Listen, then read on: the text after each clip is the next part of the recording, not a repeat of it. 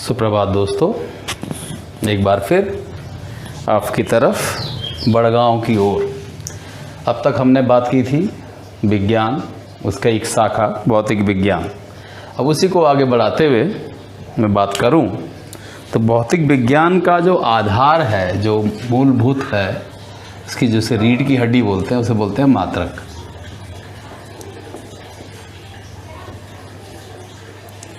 अंग्रेजी में यूनिट।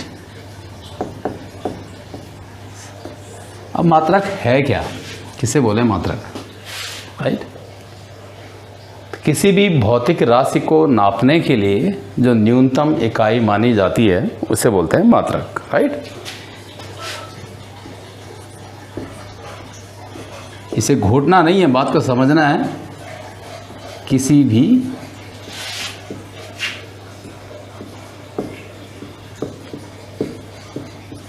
भौतिक राशि को मापने या नापने, जो भी वर्ड आप यूज़ करें, मापने में प्रयुक्त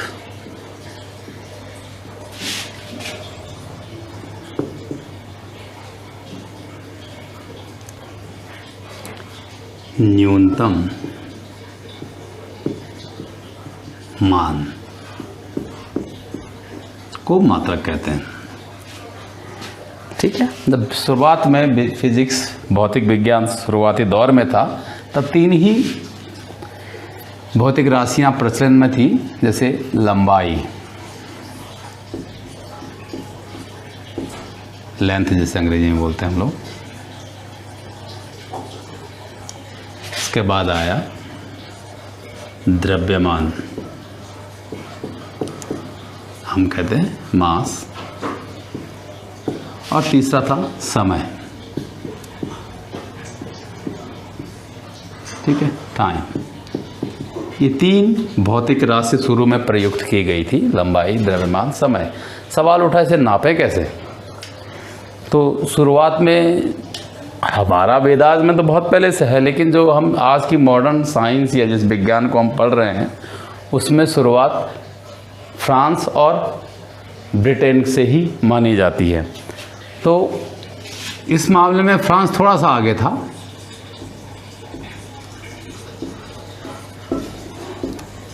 तो फ्रांस ने दो सिस्टम दिए, एक दिया MKS सिस्टम या पद्धति आप लोग बोलते हैं,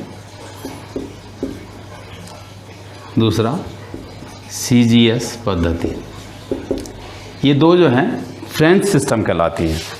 फ्रेंच ने इसको दिया था, फ्रांसीसी ने इसे पहले दिया था। तो इसके अनुसार यदि मैं ये लिखूं लंबाई, द्रव्यमान, थोड़ा हिंदी लिखने में तकलीफ हो गई, आ जाएगा, सब हो जाएगा, समय। यदि मैं MKS की बात करूं तो लंबाई का मात्रक मीटर, कोई परेशान होने की ज़रूरत नहीं है, मीटर। द्रव्यमान का किलोग्राम, जो आप लोग जनरली बोलते रहे सिंपल भाषा में, और समय का सेकेंड, राइट? ये है MKS के लिए। उसके नाम से ही क्लियर है, मीटर, किलोग्राम, सेकेंड। उसी तरह CGS भी इन्हीं की यूनिट थी। तो CGS में लंबाई का जो मात्रक दिया वो दिया सेंटीमीटर, सेमी लिखते हैं अब, किलोग्राम का ग्राम, और समय का सेकेंड। तो ये दोनों पद्धति फ्रेंच सिस्टम कहलाती थी, फ्रांसीसियों ने दी थी, इसलिए इसको फ्रेंच सिस्टम कहते हैं। अब फ्रांस और ब्रिटेन के बीच में उसी तरह का पंगा है जैसा हिंदुस्तान और पाकिस्तान में। मुश्किल से 21 किलोमीटर का एक इंग्लिश चैनल इनके बीच पड़ता है, लेकिन दोनों एक दूसरे को नहीं सुहाते। तो ब्रिटेन ने इस सिस्टम को मानने से मना किया। उन्होंने अपनी सिस्टम डेवलप करी, उसको नाम दिया FPS सिस्टम पद्धति, FPS पद्धति। अब FPS में क्या है? लंबाई के लिए ब्रिटेन ने यूज़ किया F फॉर फूट।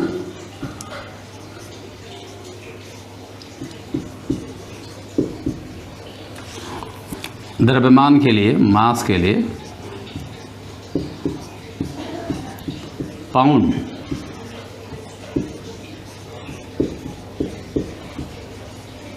और समय के लिए ये भी नया नहीं ढूंढ पाए, तो समय के लिए सब ने सेकेंड।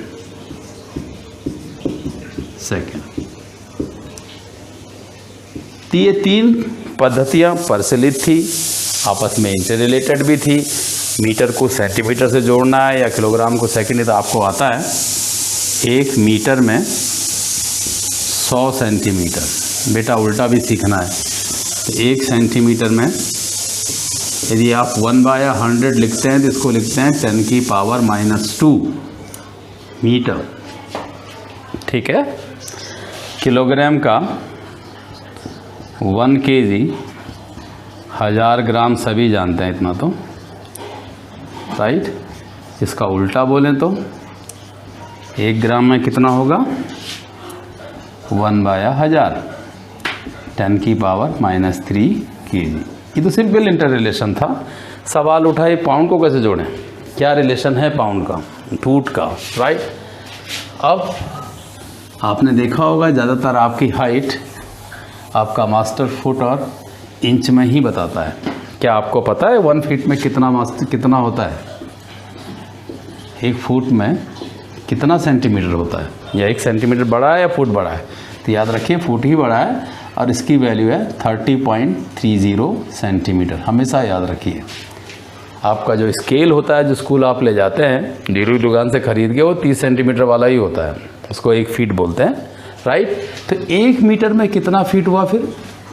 क्योंकि 1 मीटर में तो मेरे पास 100 सेंटीमीटर था, तो फीट कितना बनेगा?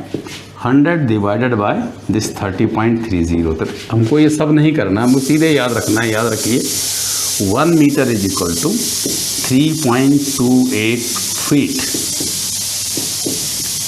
कोई कन्फ्यूजन नहीं होना चाहिए, राइट। इसी में एक यूज़ होता है इंच। ये सब छोटी चीज़ें नहीं आएगी तो फिजिक्स आगे डेवलप नहीं होगी। 1 इंच कितने का होता है ज़रा सोचो, बहुत कम लोग को आइडिया होता है। इसकी जो एग्जैक्ट वैल्यू है 2.54 सेंटीमीटर। याद रखिए 2.5 सेंटीमीटर का 1 इंच और 12.5 इंच 12.5 इंच का 1 फीट। 1 फुट जो आप कहते हैं वो लिखिए 1 फुट। इस तरह से जोड़ सकते हैं हम लोग। तो आपकी हाइट जो कैलकुलेट करते हैं फीट में, वो इसी हिसाब से नापी जाती है, राइट। जनरली हम लोग 2.5 सेंटीमीटर लेते हैं, ठीक है। यानी आपको यदि आपकी हाइट निकालनी हो, यदि आपका हाइट 150 सेंटीमीटर है, तो भैया सीधे सीधे इसको बोल देते हैं 5 फीट, ठीक है। लेकिन 165 सेंटीमीटर है, तब क्या करोगे?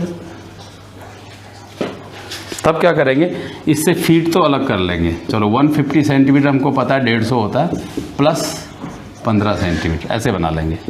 तो 5 फीट तो ये बन गया, प्लस 15 सेंटीमीटर को इंच में डिनोट कर लेंगे। 15 डिवाइडेड बाय 2.4, रफली हम 2.4 ले लेते हैं। तो 5 फीट और कितना है? 7 इंच। 7 इंच 25 के 150, 6 इंच सॉरी, टी आ जाएगी आपकी हाइट। तो इस तरह से निकाल सकते हैं हम लोग, कोई कन्फ्यूजन नहीं होना चाहिए, ठीक है। उसके बाद हम बात करें, एक और लिखा हुआ है पाउंड। क्या है ये पाउंड? कभी सुना है?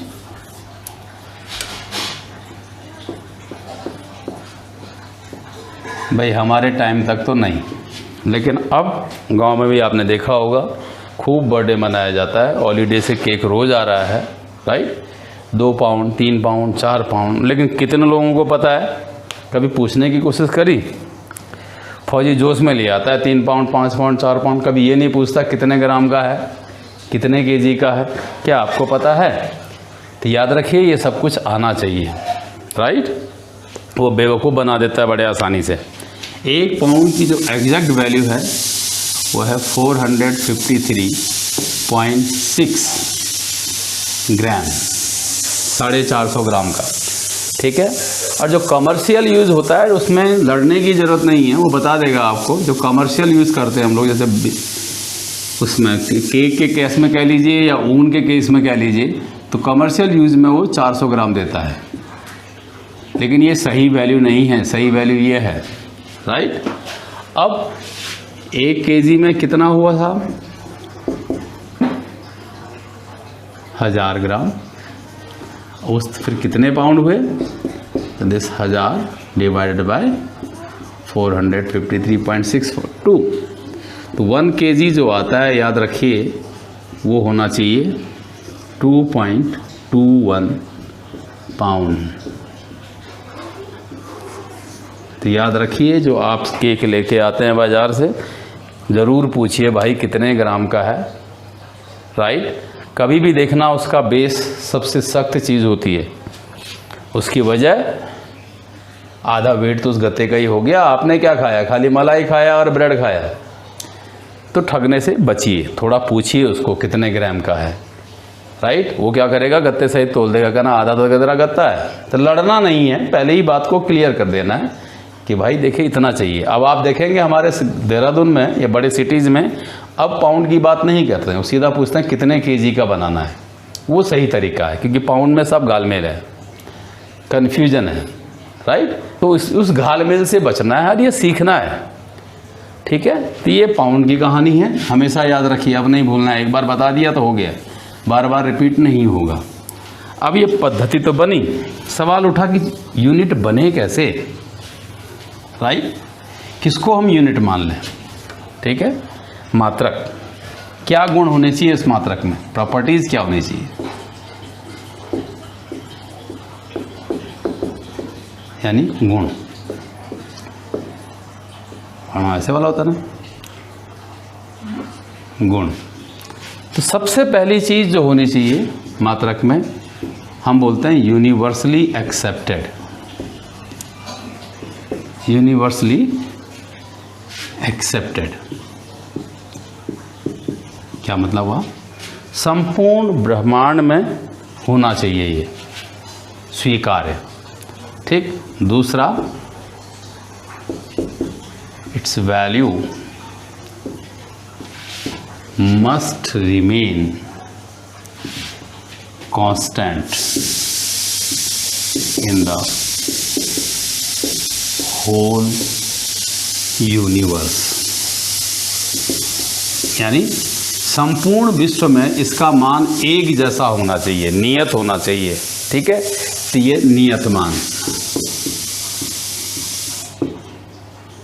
कोई वेरिएशन नहीं होना चाहिए। ठीक। और ये स्वीकार्य होना चाहिए, यूनिवर्सली स्वीकार्य, तभी किसी चीज़ को हम एक यूनिट माने। अब साइंस डेवलप हुई, ये 6 ही क्वांटिटी नहीं रही आगे, 3 क्वांटिटी ही नहीं रही, आगे साइंस डेवलप हुआ तो एक नए यूनिट सिस्टम का दरकार हुई, यानी एक नया सिस्टम बनाया जाए, ऐसा कहा गया।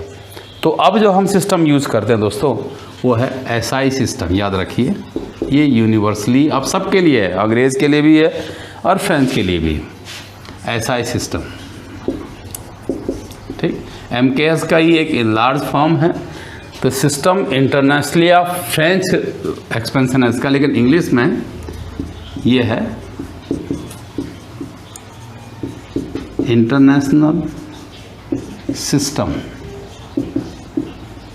Of standard unit, SI। ठीक है। तो साइंस डेवलप हमने कहा हुई, तो सबसे पहले हमारे पास लंबाई था, चलो लंबाई तो थी, फिर द्रव्यमान, उसके बाद समय, उसके बाद क्या हुआ? उष्मा, हीट भी डेवलप हुई। उसके बाद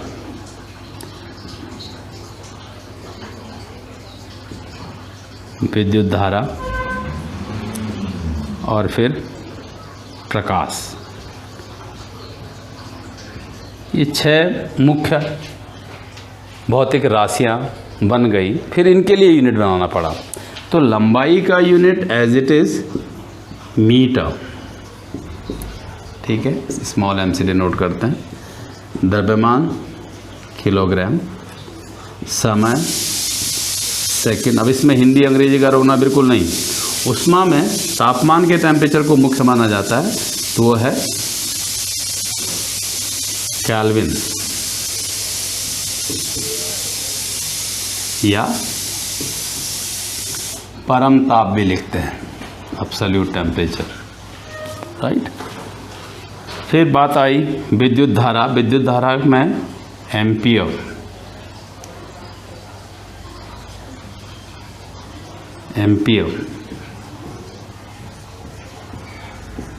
और प्रकाश में इंटेंसिटी ऑफ लाइट की यूनिट कैंडिला, वहीं से कैंडल बना है। तो याद रखिए ये 6 मेन भौतिक राशियां हैं। आई को write down this kelvin, right. लंबाई मीटर, द्रव्यमान केजी, समय सेकंड, उष्मा केल्विन, धारा एम्पियर और प्रकाश कैंडिला, ये 6। अब जो हम फॉलो करते हैं वो इसी सिस्टम को करते हैं, एसआई सिस्टम को, right, international system of standard unit. अब ये मात्रक, ये यूनिट कितने प्रकार की होती है वो देखना है। उससे भी पहले मैं थोड़ी सी बात करूं कि किसको मान लिया हमने 1 मीटर, कैसे पता चल गया 1 metre, how to define 1 metre. 1 metre और 1 standard metre you could say.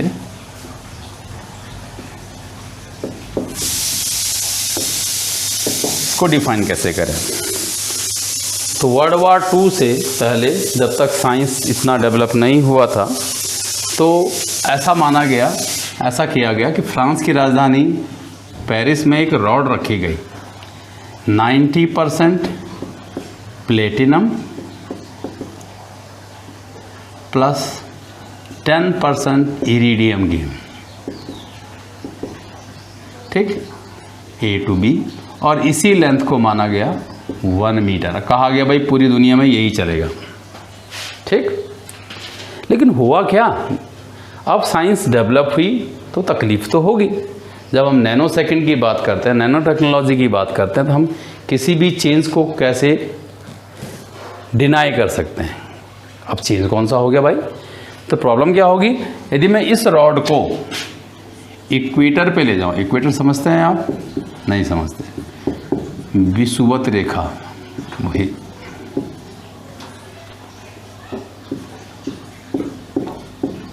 वहाँ ले जाऊं तो वहाँ बहुत ज़्यादा गर्मी है, तो क्या होगा, मेटल जो धातु है वो एक्सपेंशन करेगी, वहाँ एक्सपेंशन होगी, यानी धातु खिंच जाएगी। वही चीज़ यदि मैं पोल पे ले जाऊं, पोल क्या हुआ भाई, ध्रुव, पोल पे ले जाऊं तो वहाँ क्या होगा, ये ठंड की वजह से ये कॉन्ट्रैक्ट करेगा, श्रिंक कर जाएगा, ठीक। यानी क्या हो रहा है, ब्रह्मांड की तो छोड़ो, दुनिया में ही जो है क्या हो रहा है, इसकी लेंथ चेंज होना शुरू हो जाएगी। फिर उसको मानेगा कौन? हमने तो कहा था भाई यूनिवर्सली एक्सेप्टेड हो और सब जगह इसकी वैल्यू एक जैसी रहनी चाहिए। ये तो पोल और विषुवत रेखा में ही गड़बड़ाने लगा, तो फिर इस डेफिनेशन को डिनाई कर दिया गया ये कि नहीं भाई ये नहीं मानी जाएगी, ये पहले था अब नहीं मानी जाएगी। तो अब कैसे डिफाइन करें? तो अब उसने क्या किया, एक रेडियो एक्टिव एलिमेंट लिया, प्योर क्रिप्टन 86, ठीक। रेडियो एक्टिव थोड़ा बहुत सुना होगा, इससे जो है अननोन रेज निकलती रहती हैं, पार्टिकल्स निकलते रहते हैं, अल्फा बीटा गामा, यदि आपने थोड़ा सुना हो। तो इस प्योर क्रिप्टन से कुछ रेज निकली, invisible rays, specially of orange colour, नारंगी रंग की। अब जब वेव निकलती हैं तो वेव को यदि आप सिंपली तौर पे जाने तरंग को, तो इस तरह से ही होता है, ये इनका वेवलेंथ कहलाता है।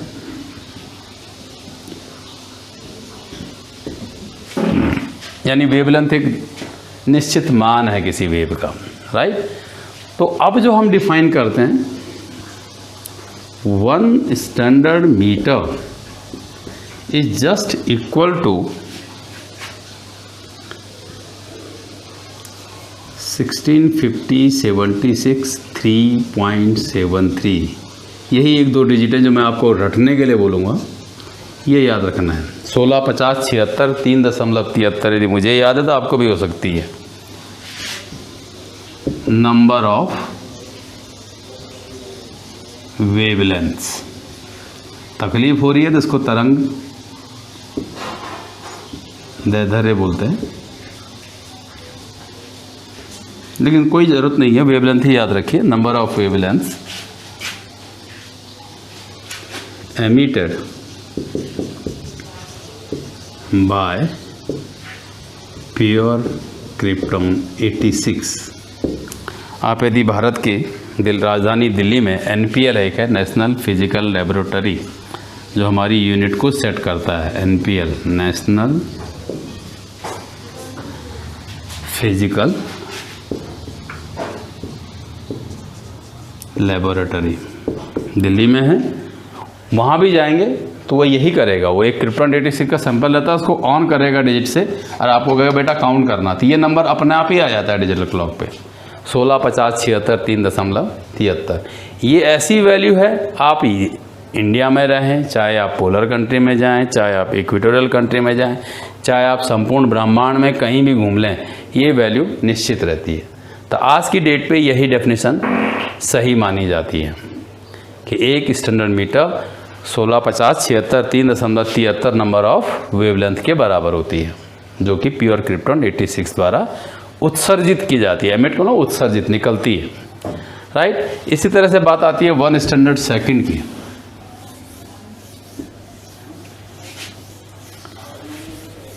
सेकंड को कैसे स्टैंडर्डाइज किया गया? 1 स्टैंडर्ड सेकंड।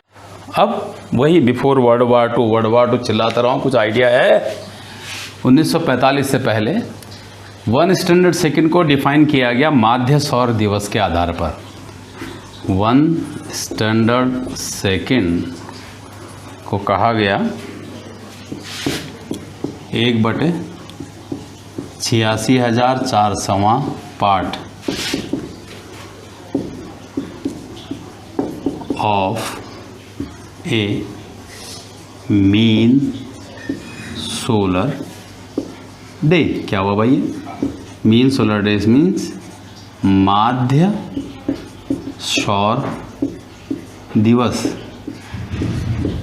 भूगोल में पढ़ा होगा, नहीं पढ़ा होगा तो बात करते हैं। 2 लगातार दोपहर के बीच की दूरी को बोलते हैं। 2 लगातार दोपहर के बीच के समय अंतराल को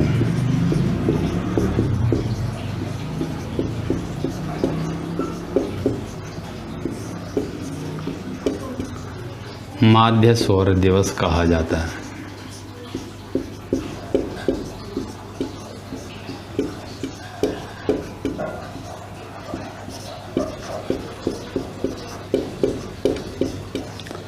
अब ये माध्य सौर दिवस जहाँ 12 से 12 चल रहा हो तो ठीक है, 24 घंटे, लेकिन प्रॉब्लम क्या है? हमारे ही वर्ल्ड में ही टाइम जोन बिल्कुल डिफरेंट है। यदि आपने सुना हो, इंग्लैंड के ऊपर हेलसिंकी, स्कैंडिनेवियन कंट्रीज होती हैं इस तरह से बनी रहती हैं कैप टाइप की, यहाँ कभी तो 20 घंटे का दिन है, 4 आवर नाइट है, कभी उसका उल्टा है, 4 आवर डे है और 20 आवर नाइट है। ठीक, पोलर में भी आपने सुना होगा 6-6 महीने का दिन रात होता है। तो वहाँ कैसे निकालें? अब फिर अंतरिक्ष में तो कहीं भी नहीं है माध्य सौर दिवस, वहाँ कहाँ सूरज है? तो ये डेफिनेशन भी बाद में इनवैलिड हो गई, अमान्य हो गई कि नहीं भाई ये नहीं मानेंगे। अब इसको डिफाइन करते हैं हम लोग एटॉमिक वॉच पे। 1 स्टैंडर्ड सेकंड वह समयांतराल, टाइम इंटरवल है जिसमें एक सीजियम एटम, याद रखिए सी एटॉमिक वॉच में वो एटम यूज होता है, सीजियम एटम 91, 92, 63, 17, 70। दूसरा नंबर ये है जो मैंने कहा था ना, याद कर रखना है, बार ऑसिलेट करता है। ऑसिलेट मतलब क्या बोलते हैं उसको, दोलन करता है इधर से उधर। अक्सर आप न्यू ईयर पे मनाते तो हैं, नाचते गाते हैं, लास्ट मोमेंट पे यदि देखें तो बोलता है कि according to standard international atomic watch इस बार का टाइम 1 सेकंड आगे या 1 सेकंड पीछे इस तरह से होता है, वो सेट करने के लिए कहता है। तो जितनी भी क्वार्ट्ज वॉच आज की डेट पे जो भी घड़ियाँ हैं वो सब इसी पे बेस्ड है, एटॉमिक सिस्टम पे। तो एक स्टैंडर्ड सेकंड वो टाइम इंटरवल है जिसमें एक सीजियम एटम 91926317 टाइम्स ऑसिलेट करता है। इसको भी आप NPL दिल्ली जाके वेरीफाई कर सकते हैं, वहाँ पे दिखाता है, वो कहता है काउंट करो बेटा। तो काउंट करना पॉसिबल नहीं, लेकिन ये डिजिट वहाँ आ जाती है। तो ये है 1 स्टैंडर्ड सेकंड, और ये आप पूरी दुनिया में मान्य है। इसी डेफिनेशन को हम लोग आज की डेट पे एक्सेप्ट करते हैं। फिर बात आती है कि एक स्टैंडर्ड केजी, वो क्या चीज़ है भाई, वो कैसे मान लें। तो शुरू में वही पेरिस में रखा हुआ एक ब्लॉक प्लेटिनम और इरिडियम का बना हुआ, इसी को कहा गया एक स्टैंडर्ड केजी पूरी दुनिया में, लेकिन वैल्यू बदलती रही, इसको नहीं माना गया। आज की डेट पे जो डेफिनेशन है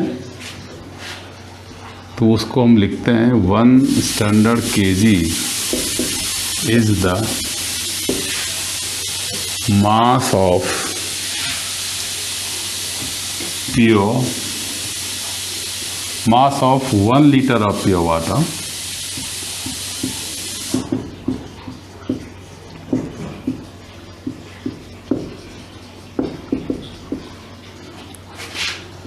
at 4 डिग्री सेल्सियस।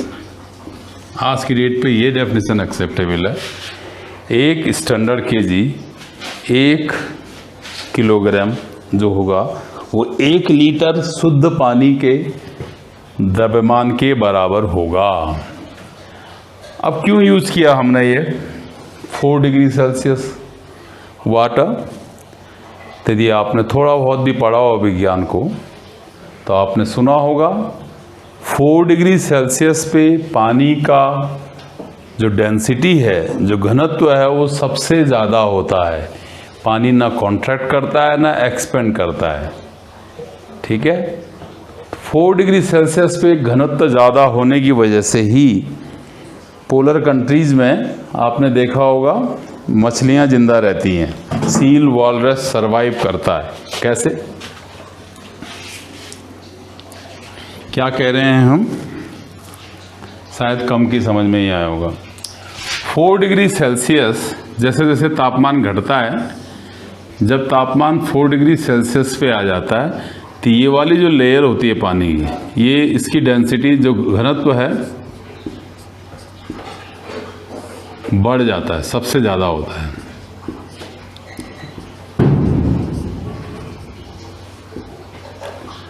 तो ठंड के दिनों में जैसे तापमान घटता गया तालाब का, जैसे ही वो 4 डिग्री सेल्सियस पे आएगा वो भारी हो जाएगा और वो कहाँ चले जाएगा, नीचे, यहाँ आ जाएगा 4 डिग्री सेल्सियस, और यहाँ फिर यहाँ वाला पानी ऊपर चला जाएगा।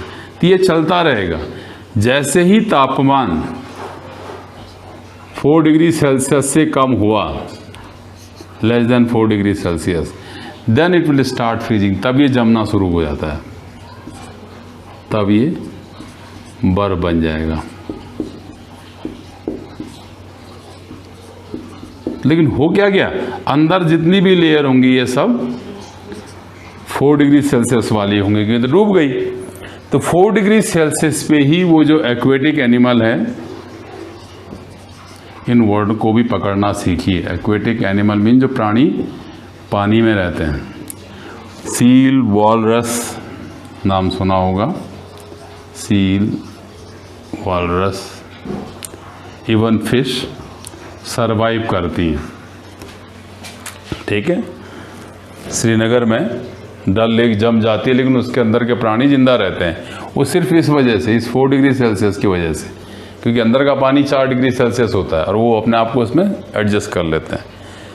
तो 1 लीटर पानी का जो भी मास होगा 4 डिग्री सेल्सियस पे, उसी को हम लोग 1 स्टैंडर्ड केजी कहते हैं आज के लिए। अब थोड़ा सा कन्फ्यूजन ये है, लीटर यदि आपको याद हो,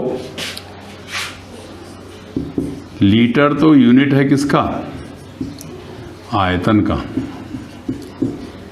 वॉल्यूम का।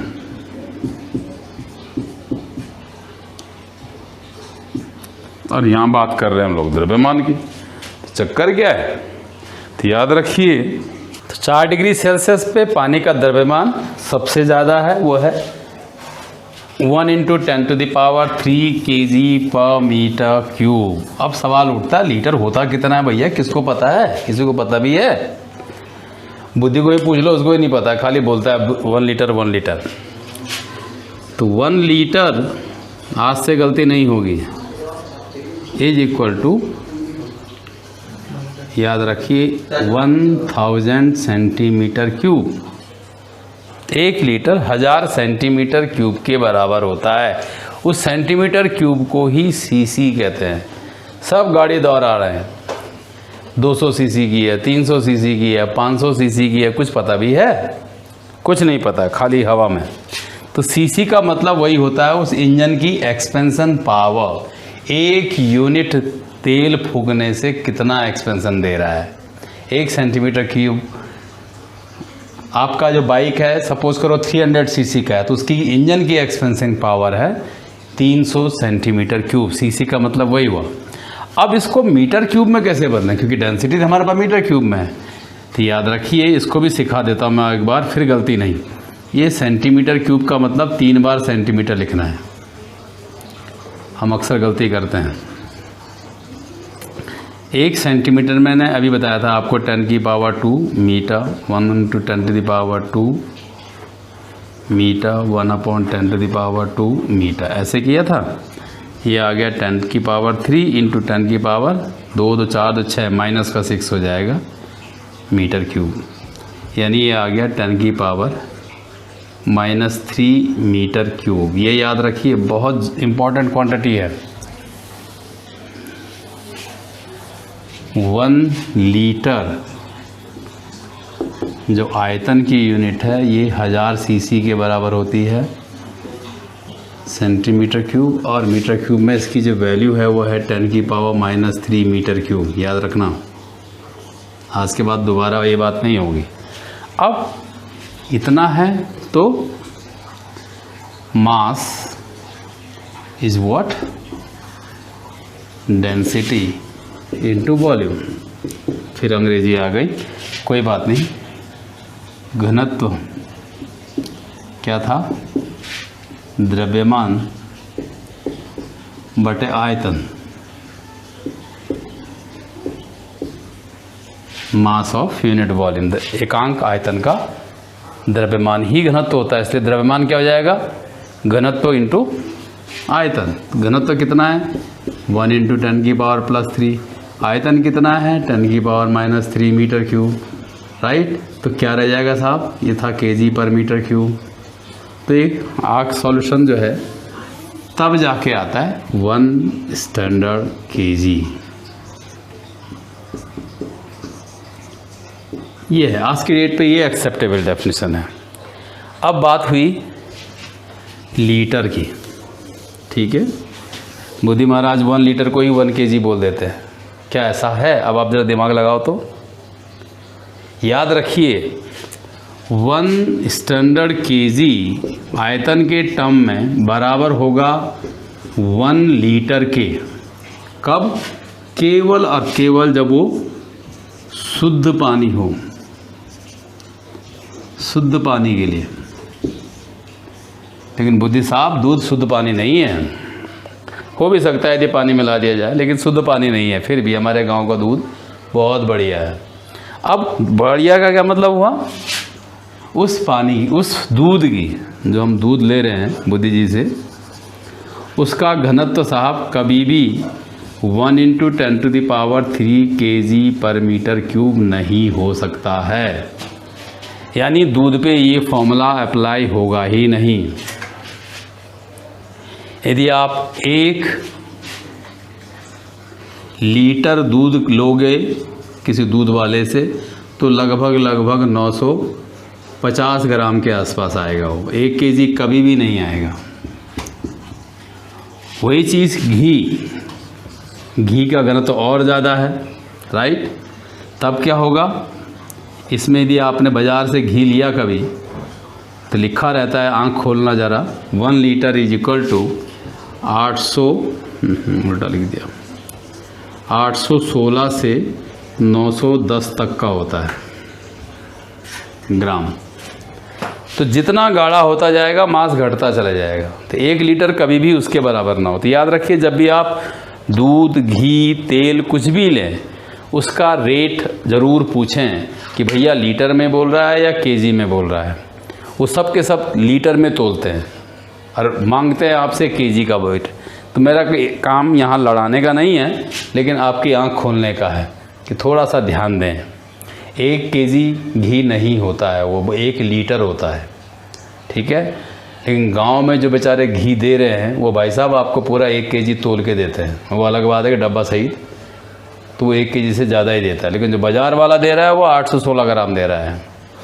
तो इसमें गड़बड़ नहीं करनी है, थोड़ा सा ध्यान रखना है, ठीक। तो ये तो बात थी लीटर की, स्टैंडर्ड केजी की। थोड़ी सी बात और करें, मिठाई लेते हैं साहब आप, सहारनपुर वाले से लो चाहे मारवाड़ी से लो, सब गड़बड़ है, बहुत जल्दी में तोलते हैं। तोल पे हमेशा ध्यान रखिए, डंडी मारना उनकी आदत, फितरत। दूसरा, मिठाई के डब्बे का वेट का भी देखिएगा, जितनी महंगी मिठाई उतना बढ़िया डब्बा, और जितना बढ़िया डब्बा उतना ज़्यादा उसका वेट। तो जब भी मिठाई लें उससे ये ज़रूर पूछें कि भैया मेरे क्या डब्बे का भी वेट है, क्या डब्बा भी 450 रुपये किलो है। मानो या ना मानो, वो 1-2 पीस एक्स्ट्रा और डालेगा यदि आप ये बात उठाओगे। लेकिन हम लोग तो खुद ही जल्दी में होते हैं, है ना। तो ध्यान का भी बेवकूफ़ मत बनाओ। 1 केजी देना है तो एक्चुअल में 1 केजी दो, 800 ग्राम में बेवकूफ़ मत बनो। तो थोड़ा सा ध्यान दो, मार्केट बहुत गंदा है, बहुत बेवकूफ़ बनाते हैं लोग, ठीक है।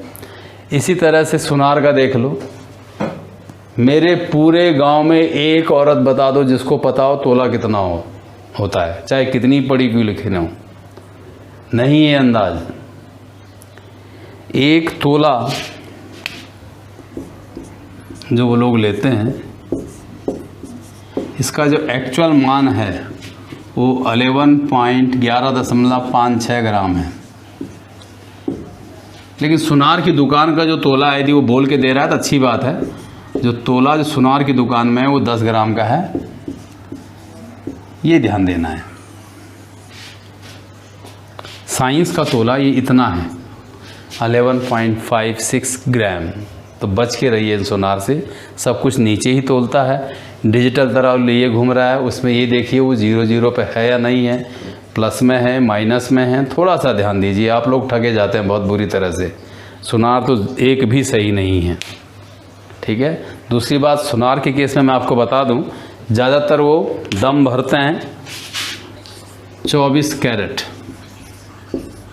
सुना होगा नाम, 24 कैरेट सोना, गोल्ड। अब बात करें 24 कैरेट प्योर गोल्ड की, तो होता क्या है, यदि हम किसी ऑर्नामेंट, किसी आभूषण को बनाना हो, 24 के 24 पार्टिकल यदि मैं सोने के लूं तो उसको बोलते हैं 24 कैरेट, राइट। और सोना हाईली डक्टाइल होता है, अभी हिंदी में क्या बोलते हैं मुझे भी नहीं पता, लेकिन जल्दी मुड़ जाता है, ये शेप नहीं, सॉलिड शेप नहीं ले पाता है, इसलिए इसमें मिक्सिंग की जाती है।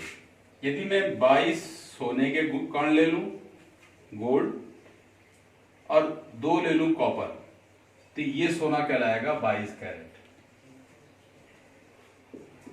राइट। यदि मैं 18 गोल्ड के कण लूं और 6 लूं कॉपर के कण, तब ये कहलाएगा 18 कैरेट। इस तरह से कैरेट निर्धारित होता है। तो 24 कैरेट पे तो ऑर्नामेंट जो आपका आभूषण वो बनता ही नहीं है, तो बेवकूफ ना बने। तो ज्यादा से ज्यादा 22 होगा, 20 होगा, 18 होगा। तो इस चीज को समझें, थोड़ा सा बाजार को समझें, तब जाके खरीदारी करें, वरना ये ऐसे ही लूटते चले गए। आपको याद हो एक जमाने में वो आए थे, वो पाइप से फूकने वाला सारा सोना ले गए थे बड़गांव वालों से, बड़गांव के सारे एरिया से, फिर बाहर के भगाए। तो ये गड़बड़ नहीं, इसमें बहुत सही ज्ञान होना चाहिए, तभी आप करें। ठीक है, ये तो हुई थी मात्रक की बात। अब ये मात्रक के प्रकार। फिजिक्स में 2 प्रकार का मात्रक होता है। एक होता है मूल मात्रक,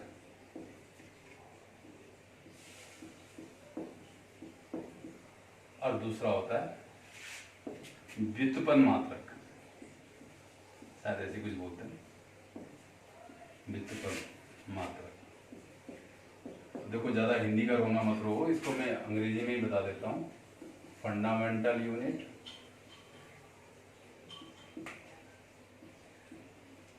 और अंग्रेजी ज्यादा आसान है। व्युत्पन्न का मैं शायरी समझता हूँ, आप में से किसी को हिंदी का मतलब आता हो।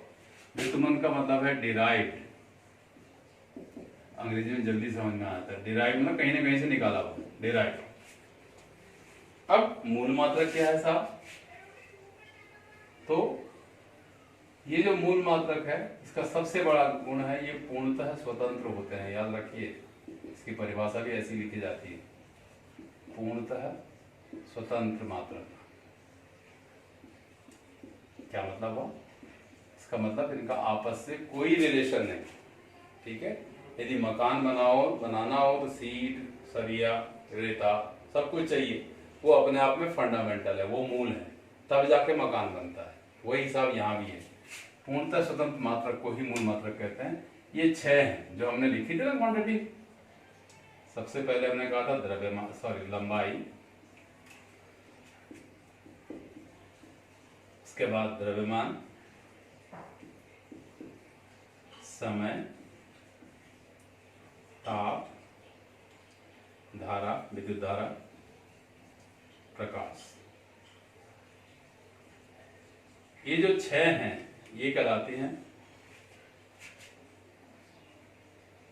फंडामेंटल क्वांटिटी, मूल राशि।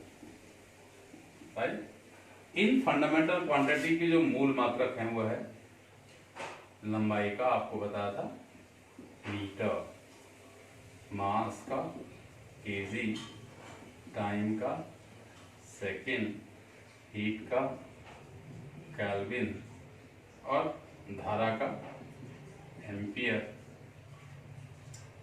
प्रकाश का कैंडिला। ये जो 6 हैं ये कहलाएंगे मूल मात्रक। इन्हीं से मिलकर सारी फिजिक्स बनेगी। ठीक, ये वे मूल मात्रक। अब व्युत्पन्न मात्रक क्या हुआ? नाम ही बोल रहा है डिराइव, मतलब मूल मात्रकों से प्राप्त।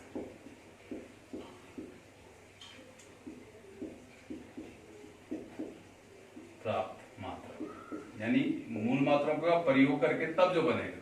इसका सीधा सा एग्जाम्पल ले लें हम लोग, चाल ले लो। चाल क्या हो गया? दूरी बटे समय, सब बच्चों को आता है। अब दूरी क्या है? एक लंबाई तो है, इसका मूल मात्रक क्या है? मीटर, और समय क्या है? सेकंड। तो ये जो मीटर पर सेकंड आ गया, ये जो मना मात्रक, ये कहलाता है डिराइव्ड यूनिट, यानी व्युत्पन्न मात्रक। ठीक है, वेग का भी यही होगा। उसके बाद त्वरण की बात करूं मैं, त्वरण थोड़ा सा आइडिया हो तो वेग परिवर्तन की दर को बोलते हैं, अभी आगे बात करेंगे हम। अब वेग का क्या निकाला आपने? मीटर पर, इस चाल का भी होगा, वेग का भी यही होगा, मीटर पर सेकंड अपॉन सेकंड। तो मीटर पर सेकंड स्क्वायर जो बनेगा ये त्वरण का मात्रक बन जाएगा। बल, ये बल बहुत का लफड़ा करता है। द्रव्यमान गुणा गया त्वरण होता है, द्रव्यमान का केजी, त्वरण का मीटर पर सेकंड स्क्वायर। इस केजी मीटर पर सेकंड स्क्वायर को हम नाम देते हैं न्यूटन। ठीक है, तो ये बल गढ़वाली बल नहीं है दोस्तों, ये फिजिक्स का बल है ना। गढ़वाली बल की डेफिनेशन आपने सुनी होगी, आपसे भी पूछो तो आप भी लगभग वैसे ही बोलोगे कि बल वह कारक होता है, बल जो किसी वस्तु पे लगाया जाता है, बल या तो उस वस्तु को विस्थापित कर देता है, बल या विस्थापित करने की क्षमता रखता है, बल। राइट, ये मेरा पहाड़ी बल है। याद रखिए उसमें सारे बल पहाड़ी हैं, केवल पहला वाला फिजिक्स का है। ठीक है, तो अपनी मातृभाषा अपने उद्बोधन से न हटे। बीच बीच में मैं आपको कुछ न कुछ ज्ञान देता रहूंगा, चाहे गाली खाऊं। खासकर ये जो फौजी भाई बहन हैं, इनके बच्चे या जो भी जो सिमट या देहरादून रहने की उम्मीद रखते हैं, भाषा का शुद्ध प्रयोग कराएं, अपने बच्चों को अपनी गढ़वाली भाषा पहले बताएं। हमारी जो आइडेंटिटी है, जो हमारा पहला इंट्रोडक्शन है, वो हमारी भाषा है, न कि अभी आया अभी खाया जैसे वो पौड़ी वाले बोलते हैं। हमारे इधर भी बोल रहे हैं, बहुत गंदा हिंदी बोल रहे हैं, है ना। वो नहीं, सबसे पहले अपनी भाषा जिससे हम जाने जाते हैं, और हमको अपने पहाड़ी होने पे गर्व होना चाहिए, लो नहीं फील होना चाहिए। पहाड़ी हैं तभी तो हैं, पहाड़ जैसा हिम्मत रखते हैं इसलिए पहाड़ी हैं। तो फिर मैं विनम्र निवेदन कर रहा हूँ, अपने बच्चों को अपनी भाषा जरूर सिखाएं। मैं अक्सर देखता हूँ गाँव में जबरदस्ती हिंदी सिखाई जा रही है कि आपका तो टूट ही गया है, कहाँ जा रहे हो, है ना। ये भाषा बिल्कुल गंदी भाषा है, इसको ना सीखें। अच्छी गढ़वाली बोलें, अच्छा हिंदी बोलें, अच्छा अंग्रेजी बोलें। हम भी बहुत छोटे में गढ़वाल छोड़ के आ गए थे, लेकिन आप सबसे अच्छी गढ़वाली बोल सकते हैं दावे के साथ। आज भी असली बड़गी हम बोलते हैं। ठीक है, और उस पर हमको गर्व है, न कि कोई लो फील होता है, और वो आपके अंदर भी आना चाहिए। बड़गांव मतलब हमारी बड़गी भाषा बोलना बहुत जरूरी है। नहीं आती है तो दोनों हाथ जोड़ के सॉरी, उसके लिए मैं कुछ नहीं कर सकता हूँ। अपनी भाषा पे गर्व करो, अपने होने पे गर्व करो, तभी तो भारतीय कहलाओगे। ठीक है, तो वो ओछी भाषा ना सिखाएं बच्चों को जबरदस्ती। आपका क्या हो रहा है यार, बाद में शुद्ध गाली जो है गढ़वाली में दे रही है, कोई फायदा नहीं है। जिस भाषा से हम पले बढ़े हैं उसी में होने दीजिए। अंग्रेजी जरूर सिखाएं, अंग्रेजी कोई बहुत हवा नहीं है, मैं बार बार इस चीज को कहता हूँ। सबसे सीधी भाषा है, आपके मुंह में जो आता है सब बोल दो, वही अंग्रेजी है। डरने की जरूरत नहीं है। जय भद्रेश्वर, जय माँ भगवती। फिर मिलते